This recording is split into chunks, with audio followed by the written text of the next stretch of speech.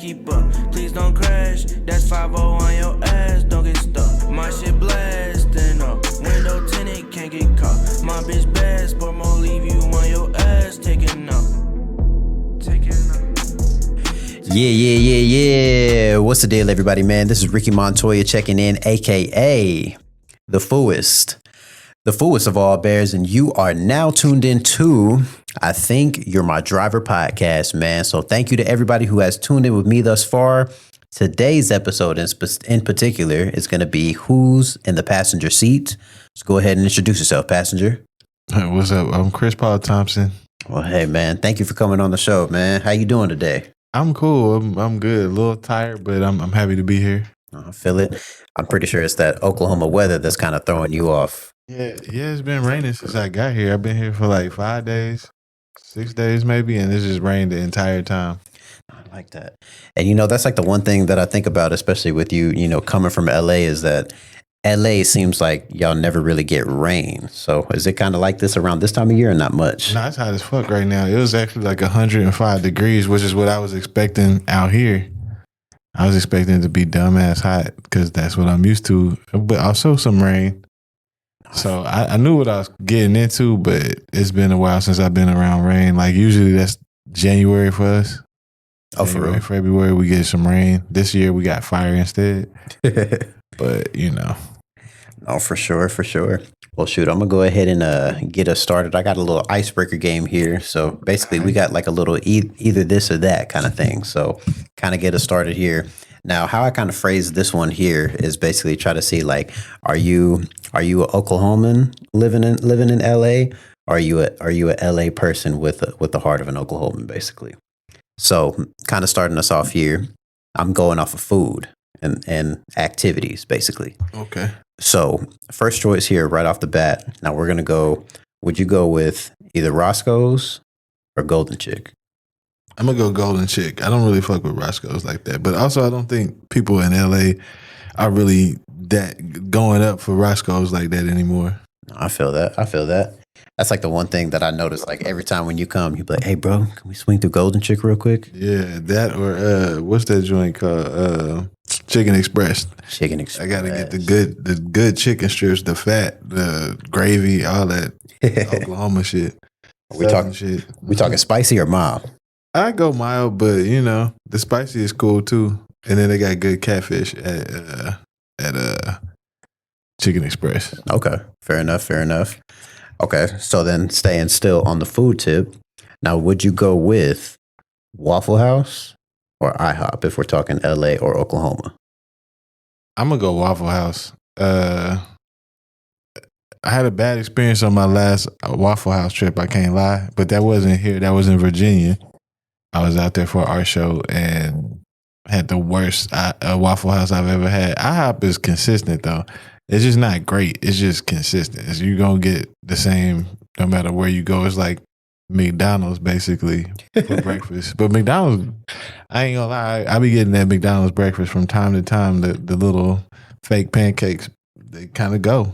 Oh, the hotcakes for sure, man. That was a childhood classic right there. Special treat, bro. You was having, you know what I'm saying? Like, it puts you in the mindset of like, oh, I did good this week. I'm going to get a little hot cake, man. I'm going to get the whole breakfast. Man, that's hilarious, bro. Freaking, I like how you brought up about the hotcakes because that was like a childhood classic when I was a kid. It's a favorite. It's a fan favorite. At least that's a me favorite. I fuck with it. Okay. I can't lie. I was there a couple weeks ago. Oh, for real? Yep. Because I drove past it this morning. Okay. So, with the next one here, I got us movie theaters here. So, would you rather go to the Harkins movie theater out here, or would you rather go to the Grove out in LA? I haven't been to Harkins in like 12 years, so I'm going to go with Grove, but I don't really like going to the movies at Grove. I usually go to, what is it called? Either Regal in downtown, even though I don't like paying the parking, but or I go to there's one in North Hollywood that's the closest one to my house that's like really big. What is it called? Universal Studios has like a theater there for AMC, and I go there. Okay. So that was actually that one because when I was looking up this whole questionnaire, I actually saw that on the list. And I was like, something tells me this is the one. That's the one. But I remember that first time whenever we went out to LA, we went to like some shopping center where y'all were going to see I forgot the movie y'all were going to see. It was a Tom Cruise movie though. I remember that much. And we met y'all over there and I was like looking at the landmarks. I was like, I think this was the theater. So I'm going to say this one. The Grove Theater is cool. They got the food there. They got the drinks. No, they don't have food. They got regular ass food, but they got drinks. So, you get a little toasty before you go in there. The movie be good as hell when you got like 3 drinks in. Oh, for sure. So when it comes to like a movie, would you prefer like going to like a regular movie with just like, the popcorn and the soda and the slushies, or you want the full service where they bring you the food and drinks? With the full service, but most of the time I don't even get food at the movies because I don't want to like miss something because I'm too focused on snacking. But it just kind of depends on what movie I'm watching. But I do enjoy the luxury experience of the bigger chairs and the whole like dining experience. But also sometimes it should be annoying because people just walk by and walk through while you trying to. Like, you know what I'm saying? Like, don't come up to me with some cheese sticks at the goddamn precipice of the movie. It's like getting all fucking climactic and shit. Now, nigga over here, like, here's your receipt and tip. Like, no, dog. Like, you see, they doing the shit right now. Facts. You're getting the bootleg experience while having a luxurious dinner.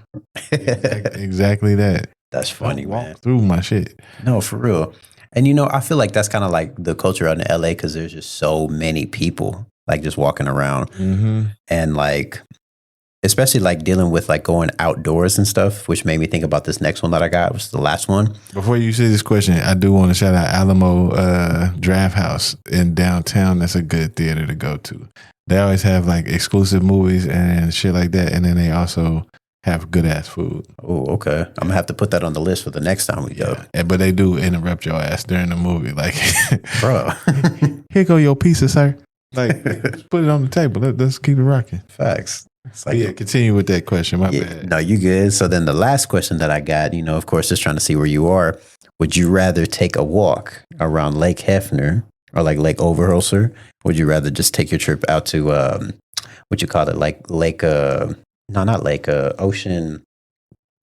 To any beach? I'm going to the beach. It don't matter which beach. I'm going to the beach over any lake. I'm not a lake dude. Plus, lakes be having mad mosquitoes and shit. It's not really mosquitoes like that at the beach. The mosquitoes be chilling. Everything be chill when you're at the beach. So I'm gonna go beach for sure. No, for sure. Because I think it'd be way more beneficial to be battling sharks than be battling the Zika virus. So I feel for real. I don't want no smoke with these mosquitoes, and they love me. I feel it, man. It's something that people like to cling towards, man. So there was one thing that you mentioned when you were talking about your Waffle House experience, where you took a trip out to Virginia. Now I know you posted how you were a part of our art show, so you want to go ahead and give us the rundown of that. Yeah, I had a solo show in Virginia, in Richmond, Virginia. And it was hosted by Southside Gallery. It was kind of fun. It was cool. I never been to Virginia. I actually ran into one of my homies from Oklahoma out there. He moved out there to pursue his wife and his art. Oh, for real? And he's like a designer, and he kind of showed me the lay of the land out there. Took me everywhere. Introduced me to a lot of great people. So I had a good experience with the show and with him. And then I also realized that I got family out there. So I stayed with them the first time I was out there. And it was just cool. It was a nice little escape from LA, like just to get out and see what other people are doing in different areas artistically and to have my art shown somewhere new. I showed a bunch of double exposure prints that I did with like film photography over the last 5 years. And then the curator, he put together the show based off of like over 300 images that I sent him to select from. Oh, for real? Yeah. So it got it down to like 12 pictures, and it was a good show. I liked how it looked. I didn't really have a lot of people out there, so it wasn't like super well attended like I would have liked. Right. But it was a good show, and I sold a couple pieces, so I was happy with that. Oh, that's cool. Now, when it comes to you, like when you were submitting like 300 pieces that you were sending, how do you even go about as far as like picking out what you were going to submit for that? Oh, it was easy for me because I had already narrowed it all down because I was going to make a book out of the the multiple exposures. So I had like all of them already sectioned off in a folder. So I had my selects, which making the initial selects was very difficult because I went through every shoot that I did on film over the last 6 years because I wasn't keeping it organized before that. So then once I got it down to that folder, it was much easier to make decisions. Okay. So, with that being said, basically with these prints, you talked about being a photographer. So how long have you been a photographer or even been touching a camera? I started messing with cameras when I was in high school, but even before that, when I was a little kid, my mom always had cameras and I always played with cameras and stuff. But I didn't think it was like a job, like a thing that I would ever do because it was just like, you don't get exposed to that in Oklahoma unless it's like going to get family pictures at Olin Mills or Sears or not Sears, JCPenney or whatever, whoever you go to for your cheap pictures. You know what I'm saying? So like at the time, it wasn't something I was thinking about. And then I kind of fell into it through graphic design when I was in college.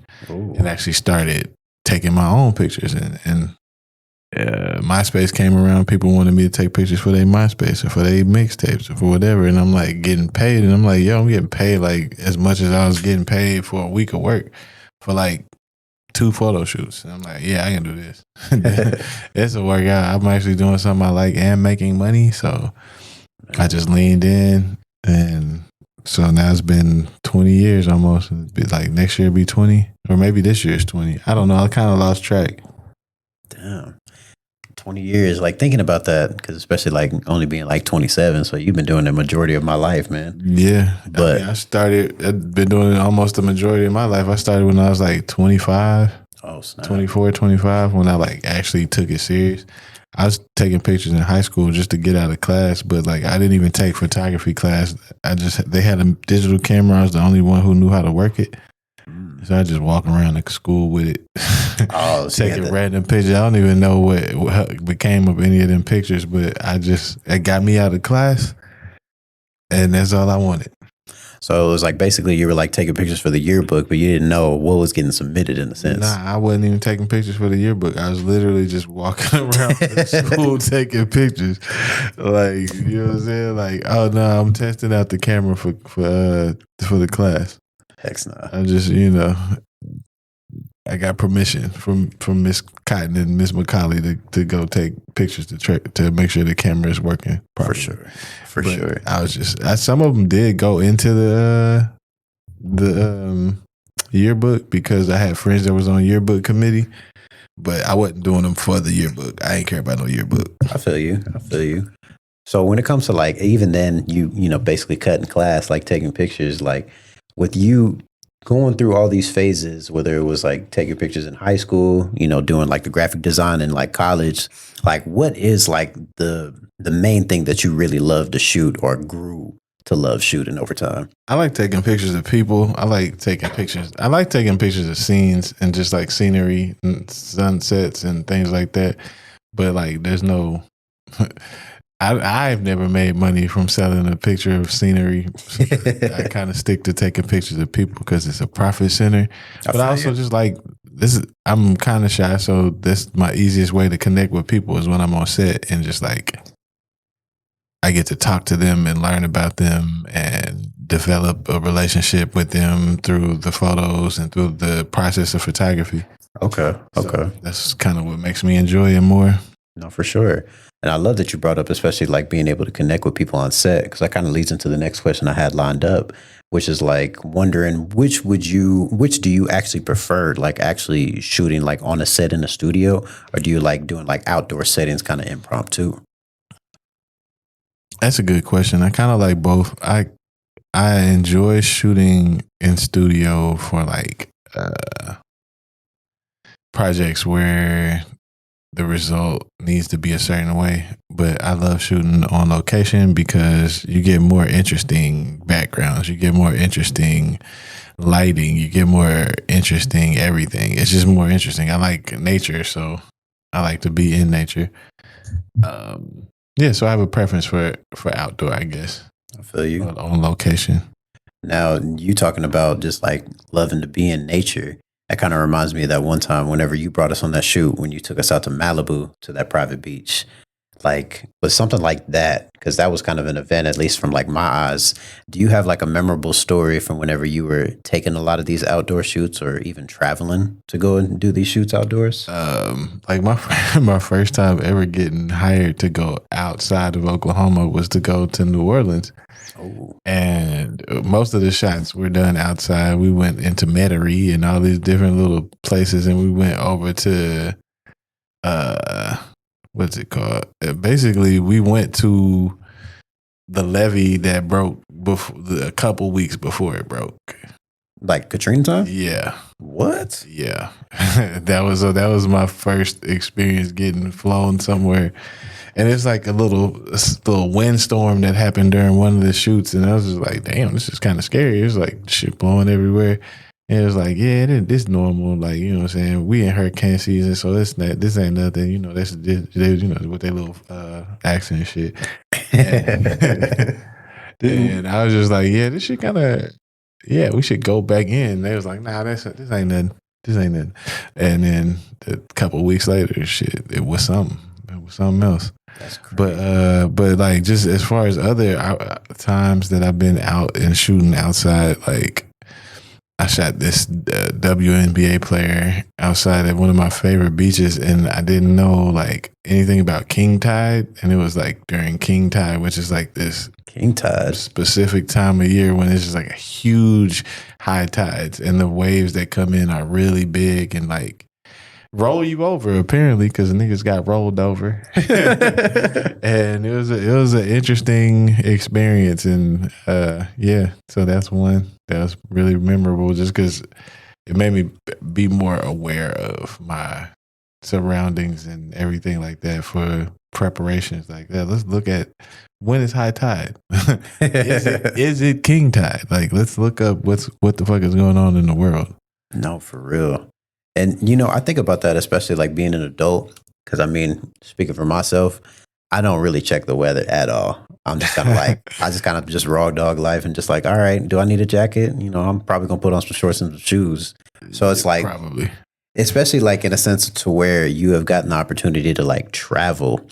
Have you ever had a chance, or have you ever had a scenario to where you were traveling outside of like where you typically are, to where you weren't like prepared for the weather or didn't know what was going to happen?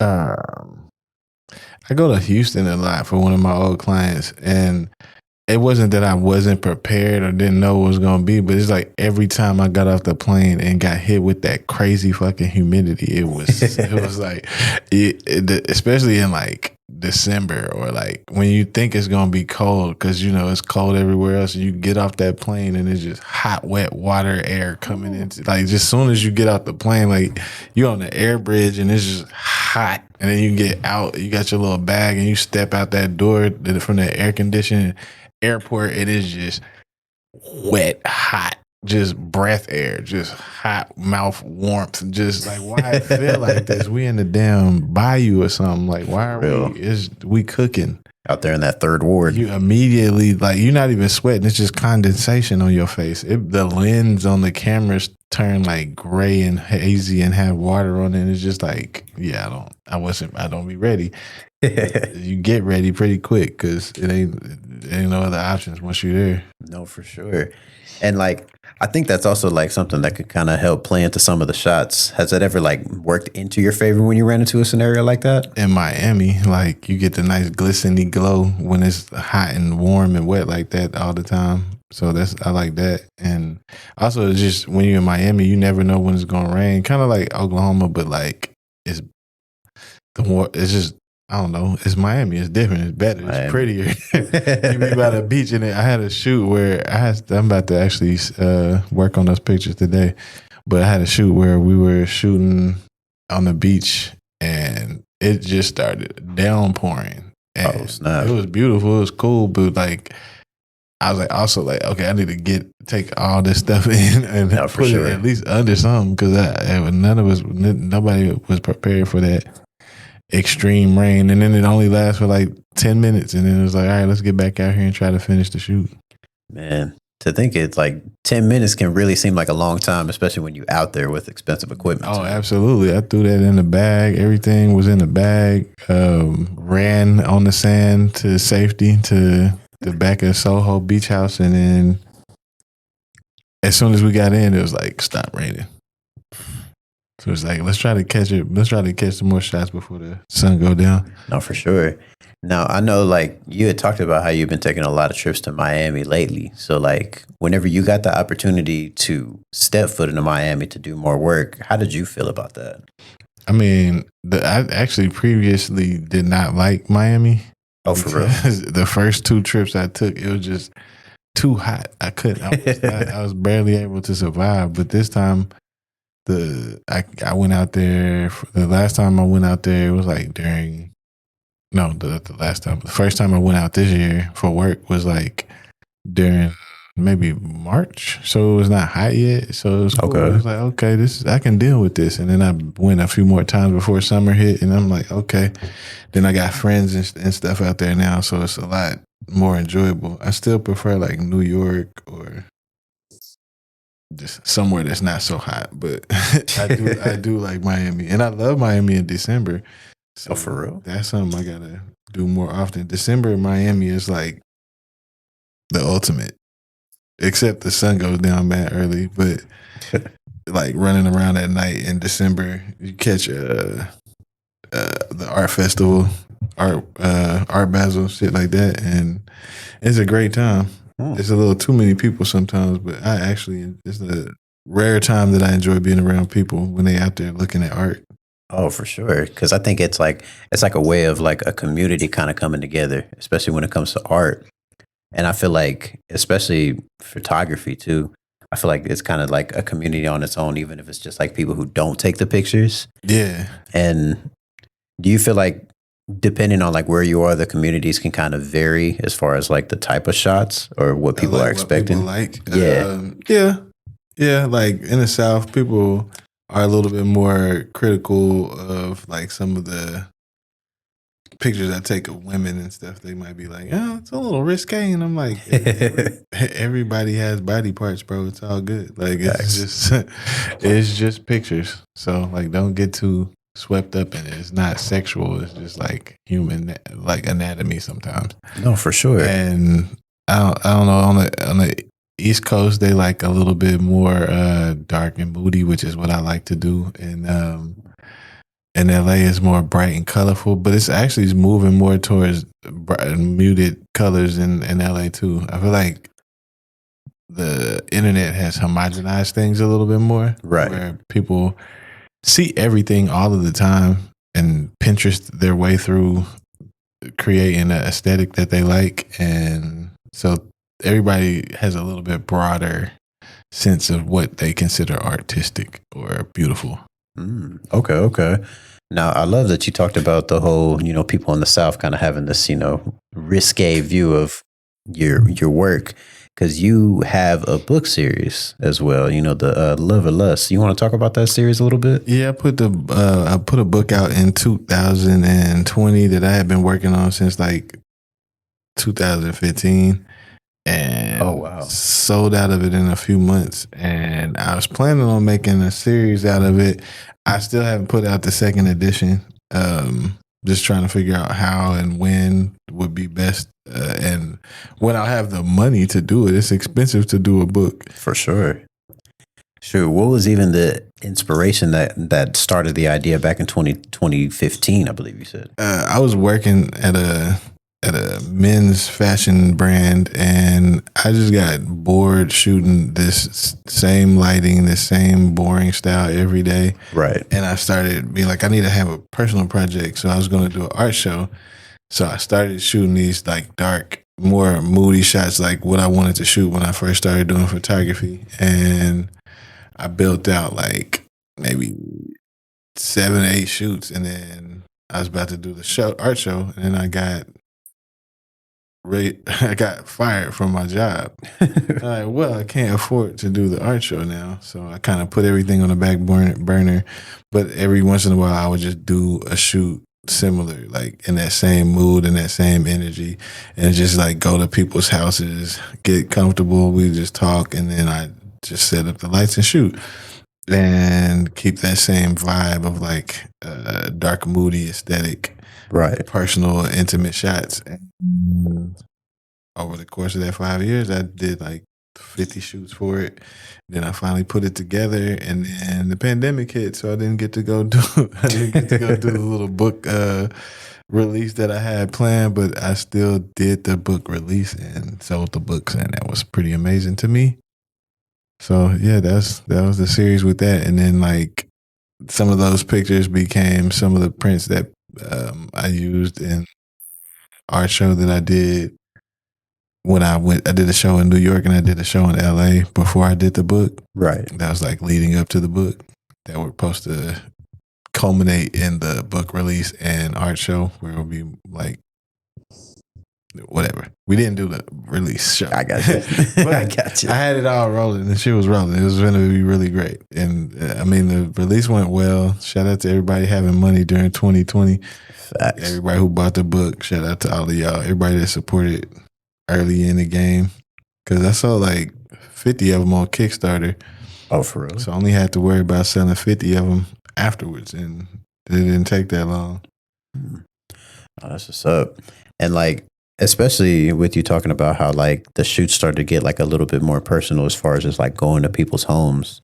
Do you prefer actually like kind of sitting down with people in like their comfortable space whenever you're shooting them, or how do you go about that? I do like shooting people where they're comfortable because it takes off a layer of insecurity or fear. Like people in their homes or in their studios or in the places that they work, they relax a little bit because they're comfortable. They're in their home or their space. So I do enjoy shooting people where they're the most comfortable.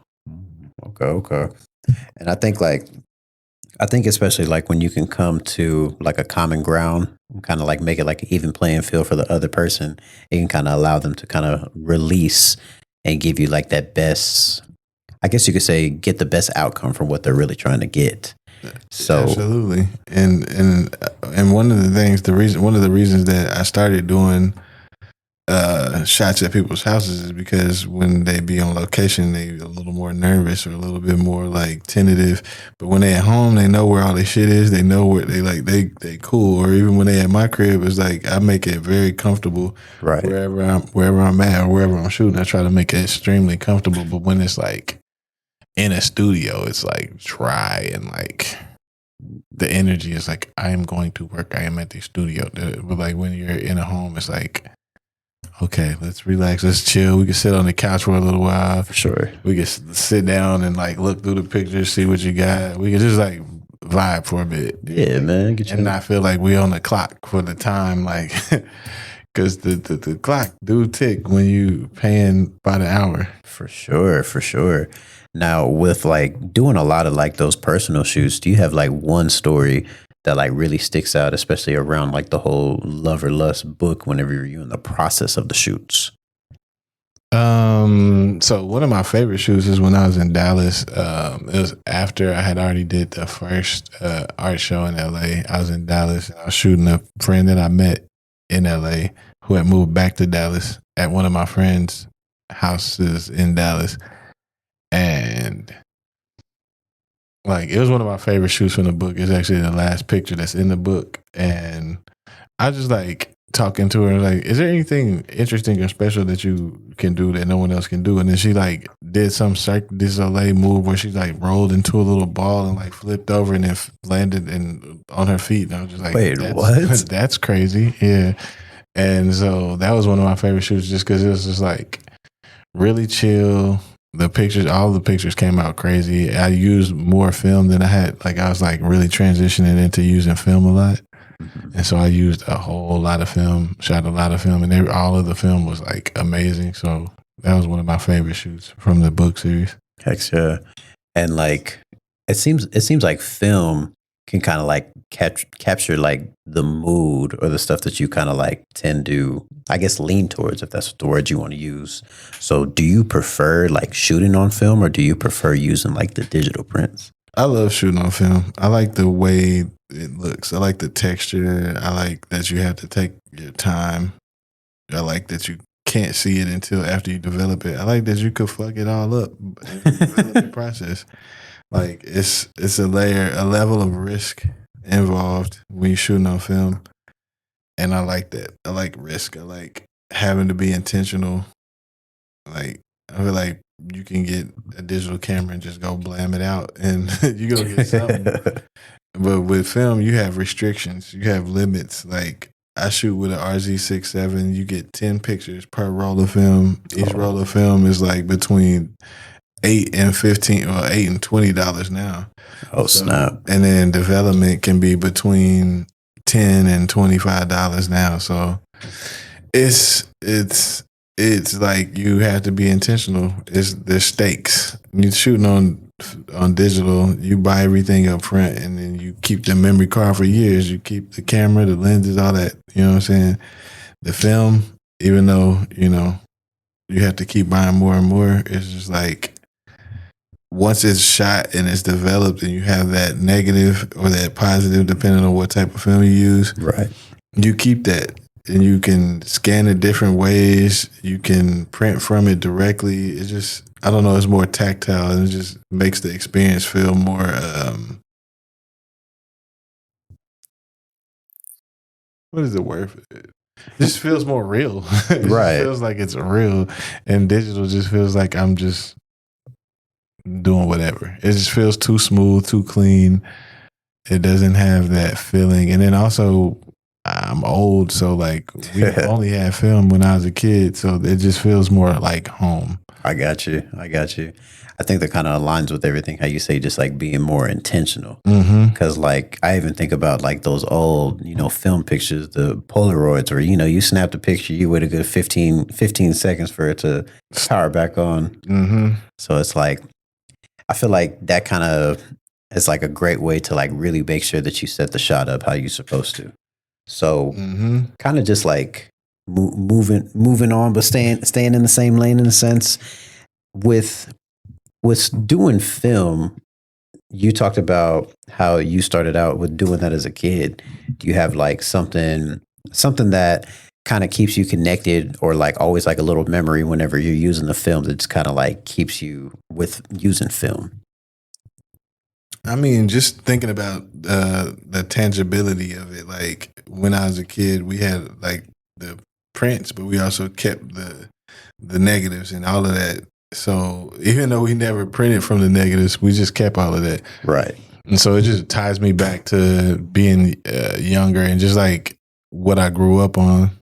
And then also just like seeing contact sheets when I started getting deeper into photography, and seeing like, oh, you could like print all of this out at once and look at it and see like how you did on the shoot, or you make your selections this way and all of that. That just ties me back to a foregone time, and it makes me feel like I'm doing something that's more craftsman work than like something anyone can get into. For sure. I think that's kind of like a skill of its own, because I remember like taking, well, not necessarily taking, but being a part of like the photography crews or classes when I was in high school. And it's like, I've noticed that like people can kind of just like pick up a camera and everybody's like, oh, look at this apple, I'm gonna take a picture of it, kind of thing. But I think there's like you say, there's an art to kind of capturing, whether it's the scene of the apple, the shape of it, or whatever the case is. Lighting it, creating shape, creating shadow, creating depth. Exactly. Highlighting it in a way that it looks different than how anybody else would see it. For sure.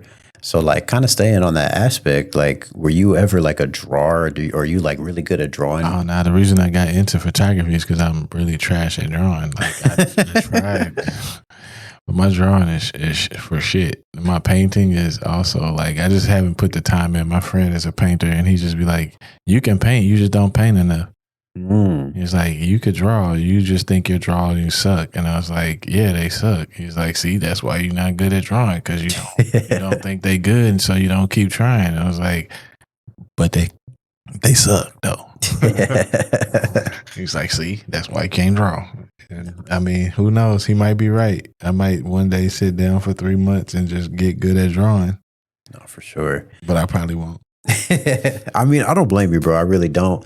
I think like especially like as adults, you know, it's like you kind of like pick your skill or pick like your, how would you say, like pick your poison and you just kind of stick with it. So like along the way, there was one thing that you posted about it pretty briefly, that you had kind of like stepped on stage and just was like a improv comedian. So how was that experience for you, man? I did stand up a little bit, but I still have the interest in it. It's just I need to sit down and spend more time writing jokes and develop at the craft, because I respect it and it's very difficult. But I wanted to use it to like help me break my social anxiety and fears of being in front of crowds and stuff like that. But I also want to be good at it. So I don't want to just get up there and be shitty a whole bunch of times. I want to prepare a little bit more. Like I got up the first time and people were like, "Oh, you're funny." And then the second time people were like, "Oh, you're funny." And then the third time I bombed because I didn't prepare at all. And my friend who was hosting the show was like, "Yeah, just go bomb." And I'm like, no. It's for real. And then she was like, "No, it's going to be the best thing you can do." And then that also was the last time I went up.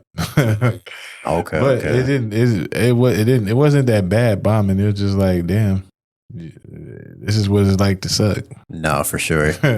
For sure. And then like, especially like, I think it's one thing like when you're bombing and you're not like prepared, but like bombing in front of a crowd. Bombing when you're doing your best shit is probably crazy. Bruh. Bombing and being like, "All right, I've been working on this for 3 months. All right, y'all ready for these jokes?" They're like, no.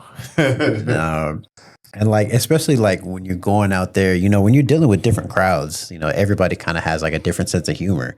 So how was even the energy for you even getting into the space when you walked in there? So it's when you go to open mics, it's mostly a bunch of comedians. So they are usually not paying any attention to you. But then when they be like, "Okay, this is his first time up," or he's new and he's just getting started, they start paying attention. So they care a little bit more. So they're actually listening. So you get some more laughs than everybody else. So you feel like you're doing good, but that's how they get you. It's the trap. They be like, "Oh, look at that. You pretty funny, man. You did a good job. All right, keep coming out. Come be depressed with us." You know what I'm saying? It's going to be fun. It's going to be fun. No one's going to listen to you in 2 weeks. Like, damn. You see the energy. But, like, also going up in front of, like, people. Because the first time I did a stand-up thing, like, before that, before I was, like, really trying to do it, it was just a group of my friends. And we all just, like, went to this place and there was nobody there, so we just told jokes, and I felt like, you know, and we all did pretty good just telling stories and whatever, and you know, it feels less pressure, but the less I know the people, the more worried I am. Okay, because you don't feel like you gotta like really. I don't know these niggas. I don't know what they like. I don't know if they're gonna identify with what I'm talking about, and then if they do, that's cool, but like also, what if they identify with it too much? What if they, you know what I'm saying? Like, hold on, I don't know if y'all white people should be laughing this hard at what I'm talking about. No, I know what you mean, man. I've been around like a couple of comedians, and like hearing like different people's styles of jokes is always like really interesting, because like I think like being a comedian is kind of like also being an artist, because you're telling your story, but instead of like, how would you say, instead of centralizing it into like 2 minutes, you're like putting a bit and focusing 3 minutes on one joke. Mm-hmm. So like there was one time where like I had a homie who told me, he was like, "Yeah, bro, I think I'm gonna go ahead and try to be a comedian." He was like, "Man, I like to make people laugh, and people laugh whenever I'm talking, so I'm gonna go ahead and go full-fledged with this comedian thing." Mm-hmm. So I was like, "All right, cool."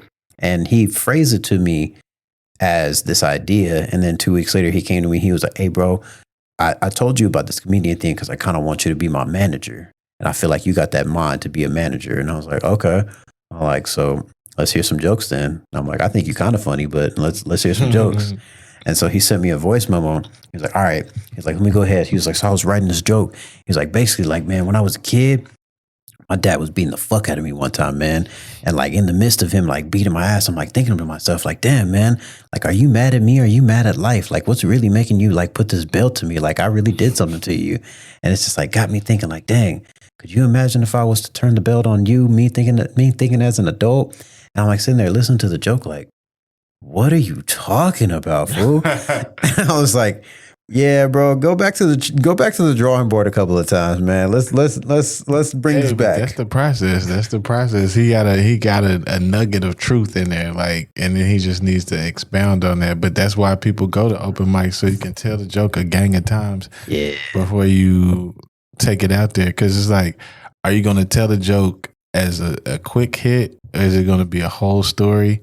Are you going to like unveil it over time? Where are you going to layer in your laughs? That's why I was like, I respect the craft of comedy, because I grew up watching a lot of comedy. I love comedy and shit. Facts. And I love the way people tell stories. And I like the jokey joke niggas that just get up there and they just crack a joke and they got like at least a laugh every 30 seconds. Facts. But it's like a process. It's like, if you're going to do 30 minutes, you got to know where your laughs are. If you're going to do 5 minutes, like, I didn't realize how fast 5 minutes was until I did stand up, and I was like, "Damn, that was quick." Because I was up there nervous as hell, and then all of a sudden they turned the light on. I was like, "All right, shit, thank you."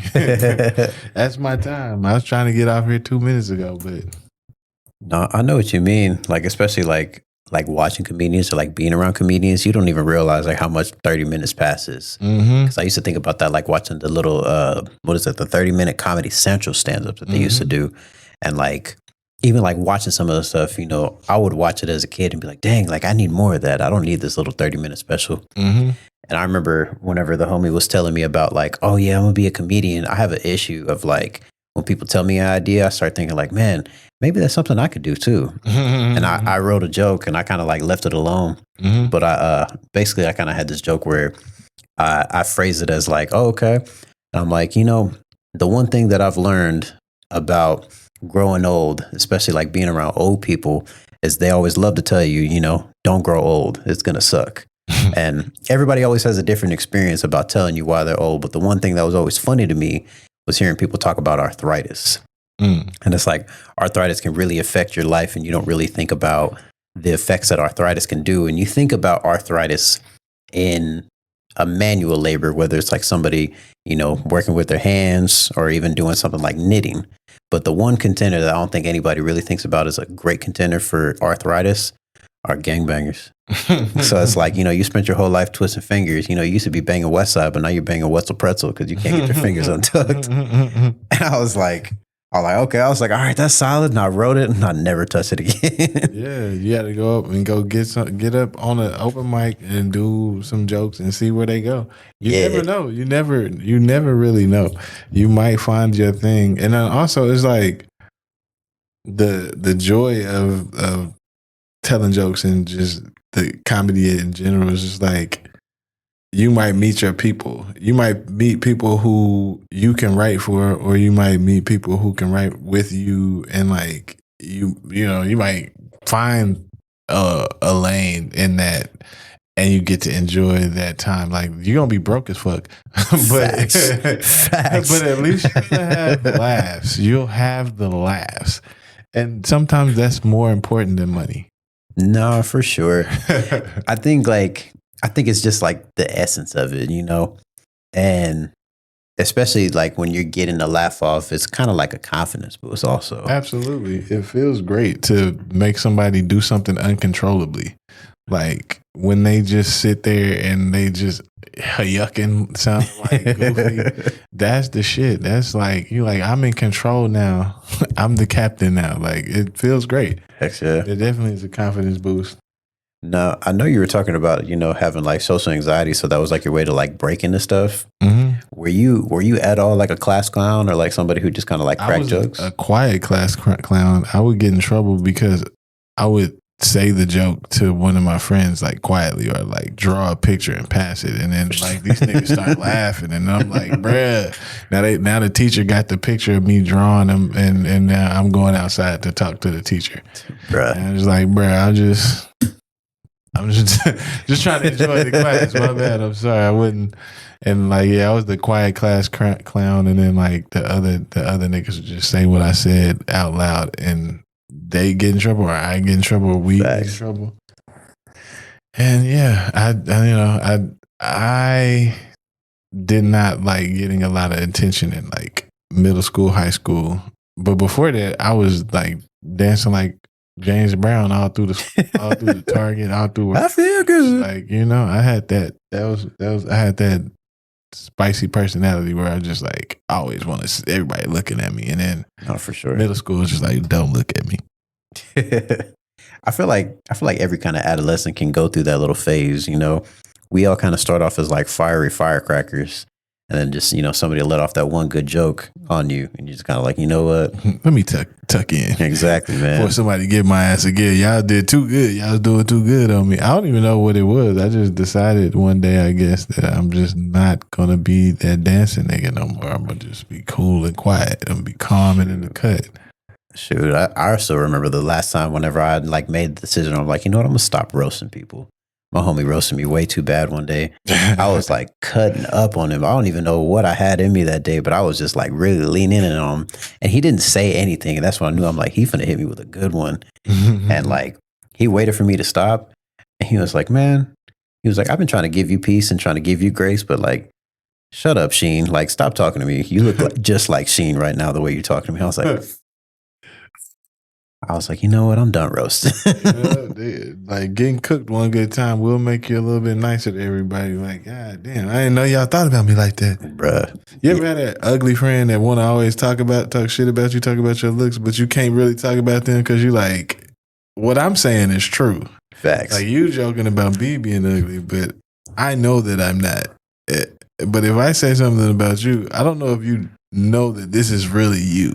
Nah.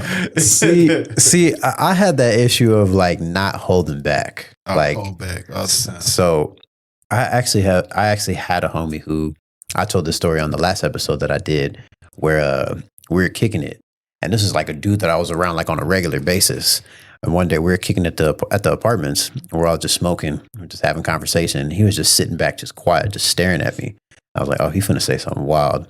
And he just like, man, Ricky, one of the ugliest fools I ever met in my life. And he said, but you always got hoes. You always got this. You always got that. And he was just like, you've been pondering about this stuff for a fat minute, because he was staring at me.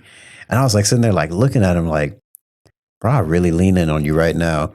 I don't even remember what I said back to him, but I remember I was just like, what? And I'm like, what made you just like think about this? Like, we're sitting here talking about like, he got a crush on you, bro. Bro, pause. I've been checking you out for a long time. Bruh, that was like one of the things where I was just like, what?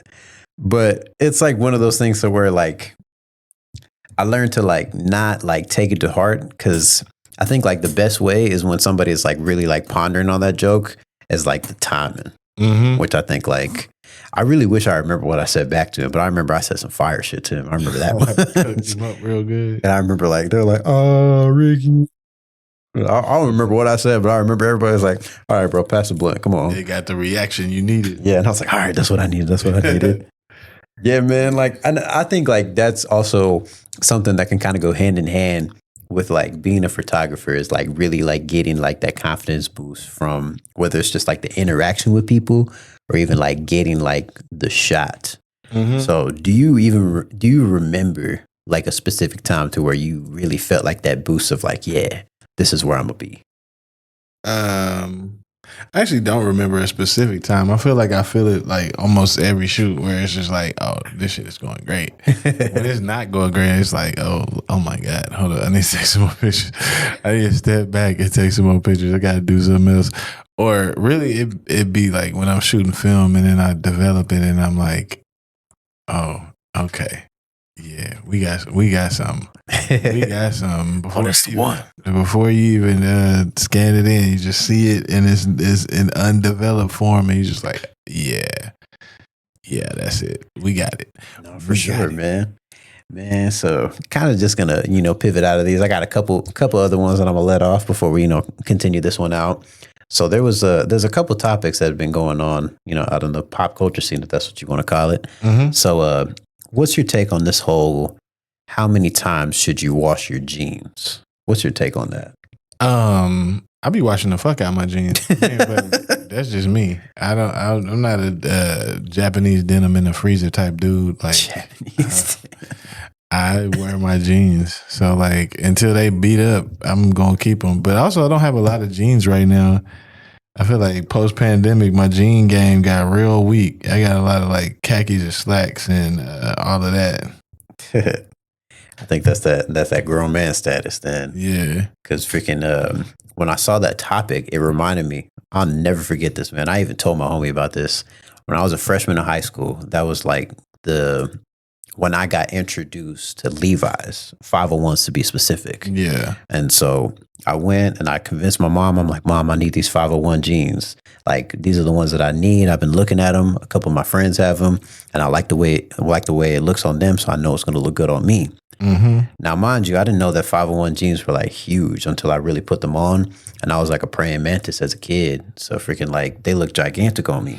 But I remember when I wore them to school and I came back from Christmas break, they're like, oh, snap, Ricky got the Levi's. There's the 501s, are they? And I'm like, yeah, you know it. You know it. Check the tag on me, right? Button fly and everything. Exactly. So, we're all sitting here having conversation.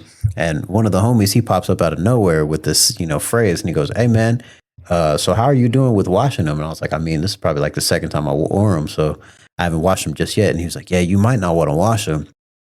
I was like, what makes you say that? He's like, with Levi's specifically, you're not supposed to wash those jeans. And I was like you're being for real? He's like, I'm being so dead ass, bro. You don't want to wash those.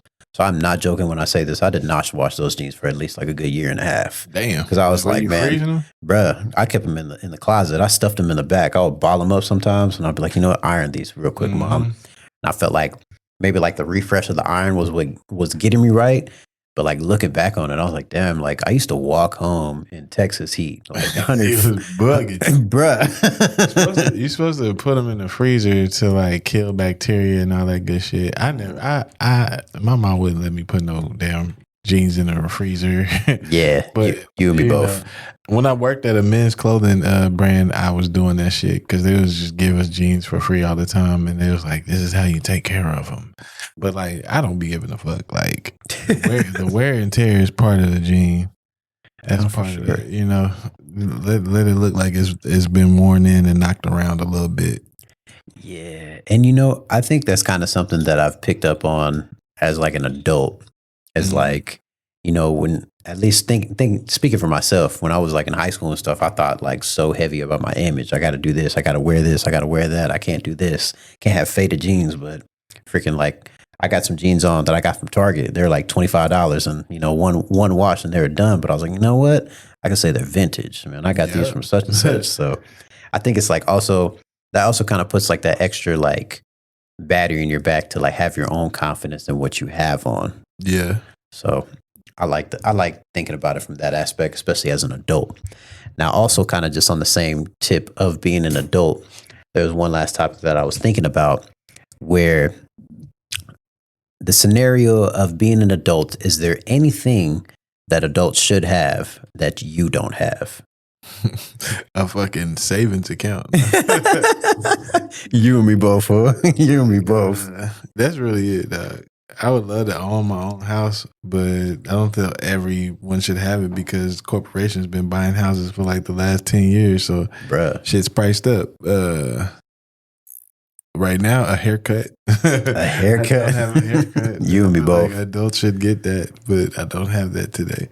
But that's it. Like I can't say that any adult should have anything. Sense.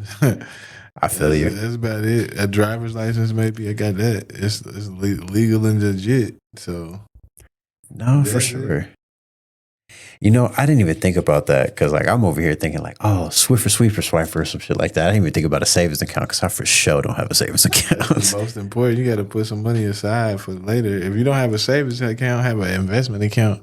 But start with like a high yield savings account. You can get on Amex.com right now and go get you a high yield savings account, getting like 3.5 to 4%.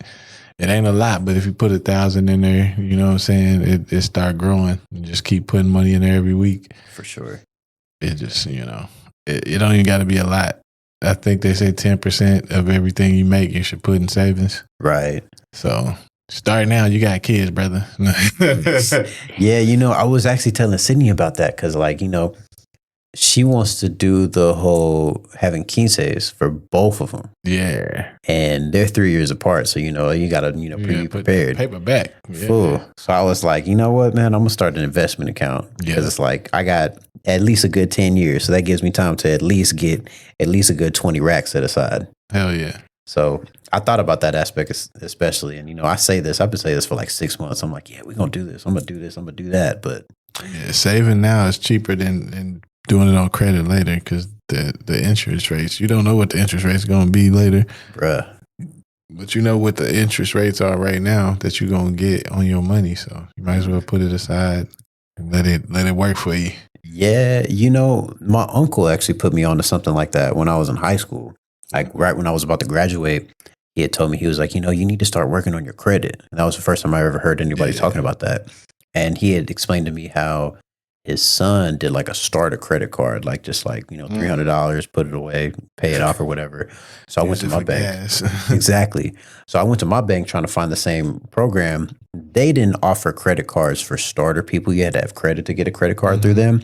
So they offer this thing of like a starter loan where I basically just like paid monthly. And then like in 6 months, I got like $500. And the way it lined up perfectly is it was actually when I was moving out here. So I was like, yeah, that's dope. Yeah. So I was like, oh, perfect. I haven't saved no money aside. So like I got 3 months to where this thing's going to come back. And I was like, I'm going to be able to do this. I'm going to be able to do that. I know for a fact I blew that 500. I don't know where that shit went. Yeah, you gotta have that financial literacy going on. And make sure do you have a 401k? Yeah, I got a 401k through my job. That's the savings account of sorts. Yeah, just keep that. Whenever you move jobs, just keep rolling them together. Yeah, because like with my job, they give us I think it's 4%. Mm-hmm. So how they match? Yeah. That's so good. I'm like, listen, I'm doing the bare minimum. Put 4%. Nah, just put 4% so they match it, and you just that way you got 8% of your check going in there. That's pretty damn good. Exactly, man. So I just kind of just stick with that. Just like use the resources that are at hand while I have the opportunities to do so.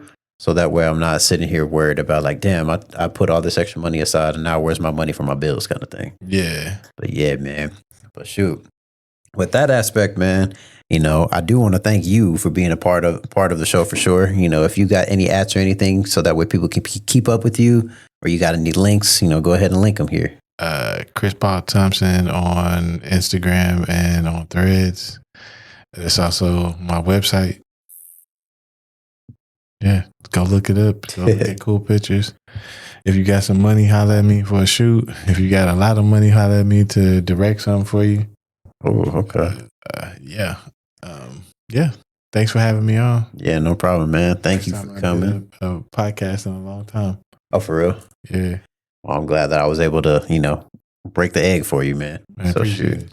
So, of course, as always, if you're not following me, that's at itymd.podcast, Instagram, TikTok, YouTube, Spotify, and Apple Music Podcasts, and, of course, everywhere else you can enjoy podcasts. So, of course, that's the Foolish of All Bears checking out. And I thank you so much for tuning into today's episode, man. Peace. Put the echo back on my shit. I'm about to sing y'all out. How do I figure that out? No.